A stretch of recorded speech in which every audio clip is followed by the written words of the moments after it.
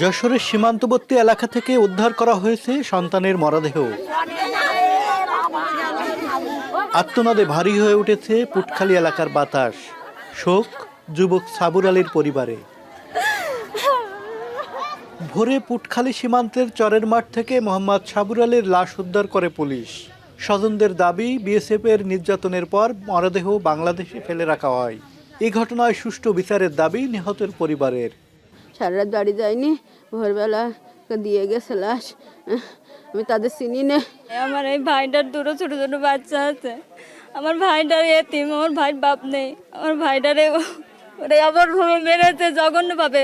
একই সময়ে 5 ভুলট সীমান্ত এলাকার ইসামতি নদীর পাড় থেকে জাহাঙ্গীর কবির নামের আরেক যুবকের মরদেহ উদ্ধার করে বিজিবি। স্থানীয়রা বলছেন, তারা অপরাধী হলে আইনের আওতায় এনে বিচার করা যেত। ভারতীয় সীমান্তরক্ষীদের এমন ঘটনার তীব্র নিন্দা জানান তারা। সে যদি অন্যায় করে থাকে তাহলে তো সে বিচার করবে সরকার। তার তো আইন নেই যে পিটাই মেরি ফেলতে পার। এখন আমরা তো সঠিক আইনে কারা নির্যাতন করে, যারাই নির্যাতন করুক তার সুষ্ঠু বিচার বা শাস্তি দেওয়া দিতে। পুলিশ বলছে তার শরীরে আঘাতের চিহ্ন রয়েছে। মৃতদেহ ময়নাতদন্তের জন্য যশোর সদর হাসপাতালে পাঠানো হয়েছে। আর আমরা ইতিমধ্যে তার পরিবারের সন্ধান পেয়েছি। তারা বলে উনি হচ্ছে ভারতে, মানে ম্যাক্সিমাম ভারতে থাকতো। ওখান থেকে তার বাংলাদেশে আসছে 2-3 মাস আসছে।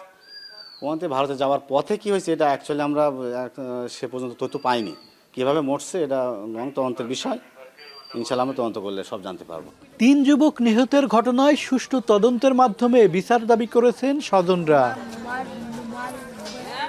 রিপন হোসেন, এখন, যশোর।